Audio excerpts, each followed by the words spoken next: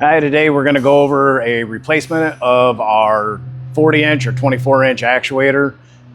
That's what's driving your guys' through frame NXG slide system. We're going to go underneath the unit and we'll start tearing things apart. All right, now that we're underneath the unit, this actuator can be changed at just about any position. Currently, we got the room sitting about 3/4 of the way out. First thing we're going to do is break loose our nuts here. The jam nut on the stop can, the stop nut on the back side of the actuator head or the end condition, and then we'll eventually remove the nylon lock nut on the outside. These two can be done with 1 1/8 inch, 1 1/16 on the outside. You can use 1 1/8, but the 1 1/16 seems to work a little bit better. So break that nut loose on the stop can. Break this nut loose, your stop nut on the back side of the end condition head. Take my 1 1/16. From this point, I'm going to remove this nylon lock nut. It's important to note that you guys don't have to support the room. Your rams are still attached to the slide out during this time. No need to support the box or anything to change the full actuator out. At this point, you can, if your room is a little bit further in, you could just crank on the timing shaft in between the two rams and manually run the slide out, or go inside, run the switch, and run this actuator back out past the end condition so that you can get the nuts and the stop can rolled off the threaded rod. Run that actuator in the retract mode until you have enough room to where you can go ahead and take the nuts and the stop can off. From this point, remove the stop nuts from the threaded rod. You may find that it gets gummed up a little bit. You have to work it past those spots, even though they are free running nuts. It's not uncommon for these threads to get a little bit boogered up.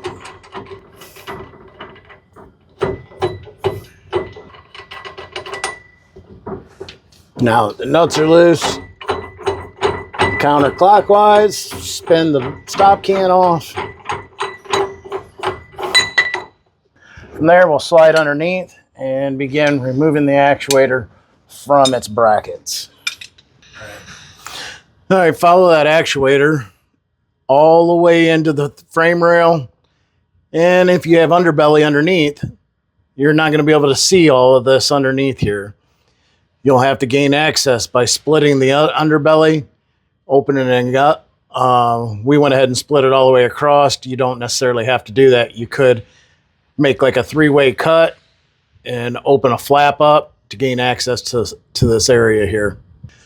All right, if your actuator has a override shaft coming through the opposing frame rail and hooked to the back of it, you'll need to pull the cotter pin,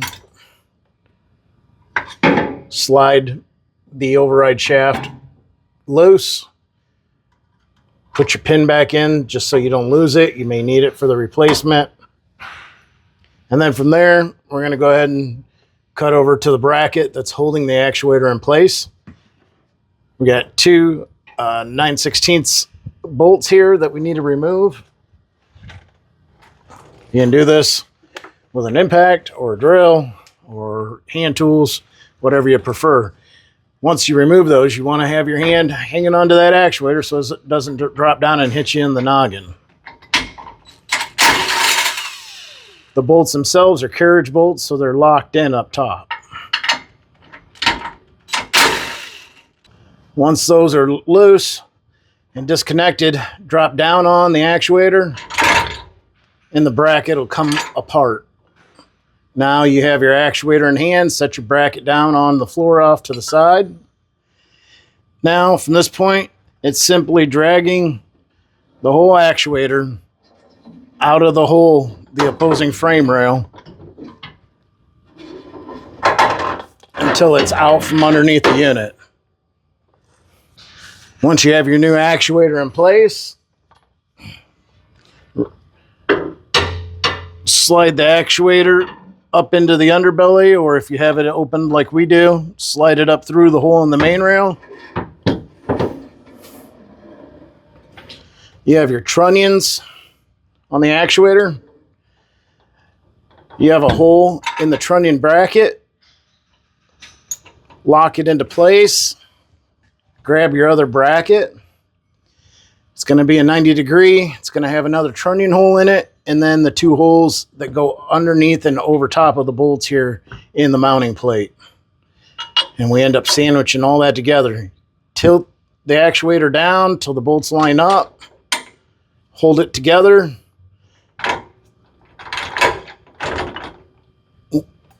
Double check on the other side. Make sure it is locked. The trunnion is locked in. From that point, you can go ahead and start the nylon lock nut on the two bolts. Ensure that those carriage bolts are sitting down. That square head is locked in and it's sitting flat before tightening them up.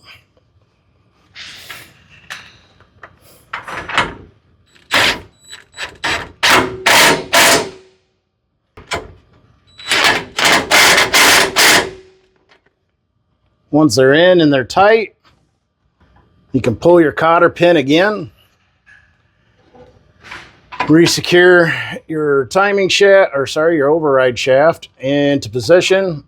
Put your keeper back in. Hook up your 12-volt and ground supply. With this one, it's just connected with Wagos. You may end up having to use a bell stop and crimp new bell stops on there, or you can use those little twist cap connections. Once everything is connected inside, you need to slide back out underneath the slide out. You need to go ahead and put your stop can and your two nuts back on the threaded rod before we go ahead and cycle the actuator out and back into the end condition. Now that you're outside, take your stop can, insert it first. Careful not to cross thread it. Get it started on that new actuator threaded rod. And this is your stop for your instroke. So you want to spin this down quite a bit.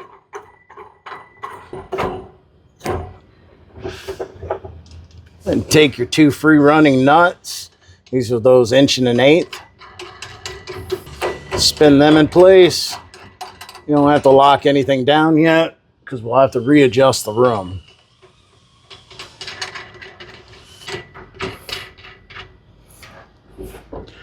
When we got started, roughly, I had about 3 or 4 threads sticking out past the nylon nut. From this point, we're going to go ahead and cycle the actuator in the out position, let it run. It's got a half moon shape and a flat spot and a half moon shape on this threaded rod. Same with the end of the end condition slot that it passes through.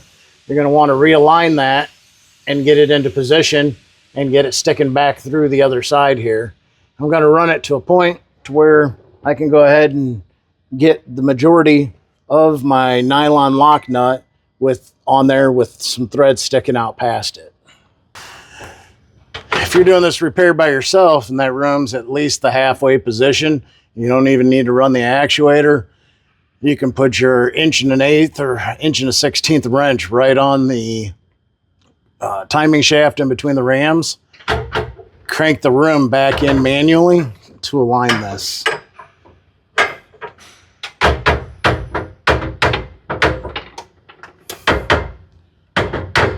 Roughly right there. Now I can go ahead and add my nylon lock nut.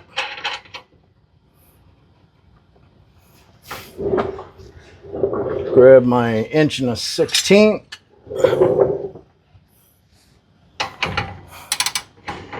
And I'm going to try to get it pretty close to where it was set originally, which was about 3 or 4 threads sticking out past the nylon nut. From this point, the actuator replacement is finished, but you still need to go ahead and set all your stops. Your first step in the adjustment process is the outstroke. So what you'll want to do is run that room or that actuator till it's uptight, pulling in.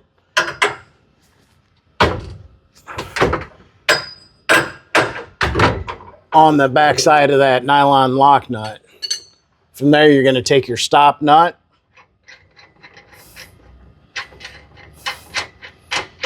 We're going to just finger snug it right up against the back of the actuator mounting bracket on the end condition. And we're going to cycle that room out.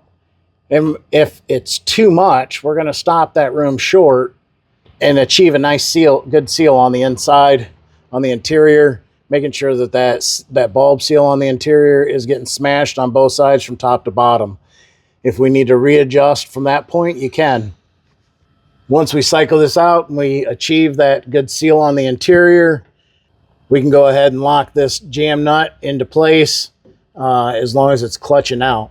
We may end up having to, once we achieve the seal, we may have to come back out, run this stop nut back off of the back side of the actuator, clutch the actuator out, and then run this back down and tighten it up.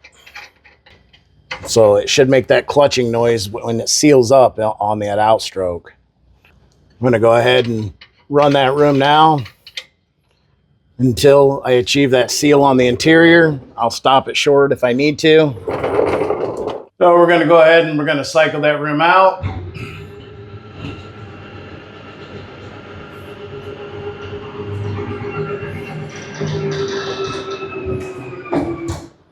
This room is going out a little bit too far. I'm right where I need to be sealed right at this point. So I'm going to come back to the outside. I'm going to break that jam nut loose that I talked about. And then I'll cycle that room out even further and let that actuator clutch out. From this point, 1 1/8 inches. That room will creep on you a little bit. That's okay. Loosen up on this nut till it spins freely. Now run that actuator out till it clutches.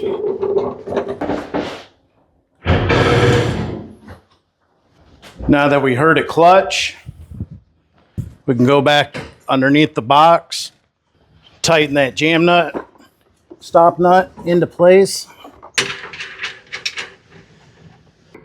Now we know that that crept back just a little bit. You can go a couple of turns tighter and work that room back out.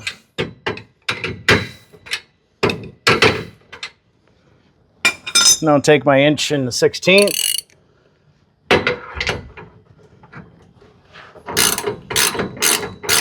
Lock down my nylon locking nut. Sandwich all this together.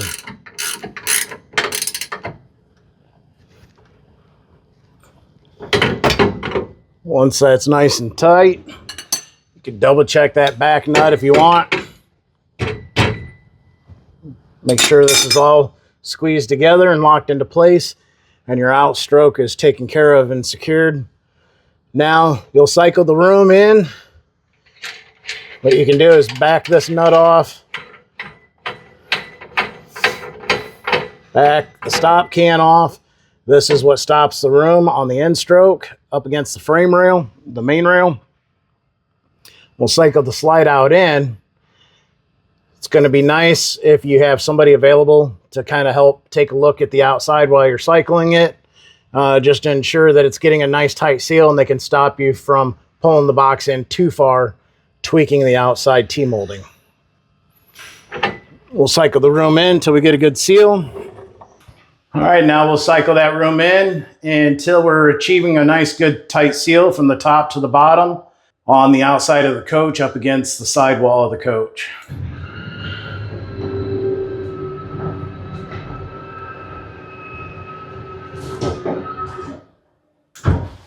Go out and inspect your seal on the outside, ensure that it's nice and tight and it's not pulling in too far. If it is pulling in too far, back the room back out. If you pull the room in too far, it will fold the T-metal back and away from the box. Try to avoid that situation. That's why it's a good idea to have somebody out there let you know when you're nice and tight and you can stop.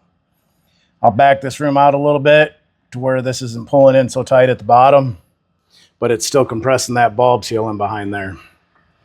Once I've done that, we can go back down below the box, spin the stop can up against the main rail, lock it into place, and your adjustments are complete.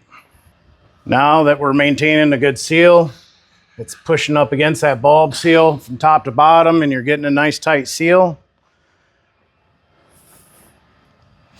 Check both sides, ensure that that's happening. Currently, I'm sitting really close to where I want to be. Now we'll slide back underneath the box and we'll tighten up that stop can. Now that you're underneath, spin your stop can tight up against the main rail. Once that's tight, take your jam nut, spin it up against the back side of the stop can. Grab your 1 1/8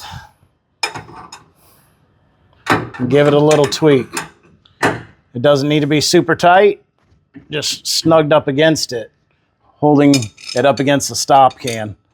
That's going to ensure every time you run the room back in, it's going to stop at that same point, giving you that nice seal on both sides of the box from the top to the bottom on the outside of the coach.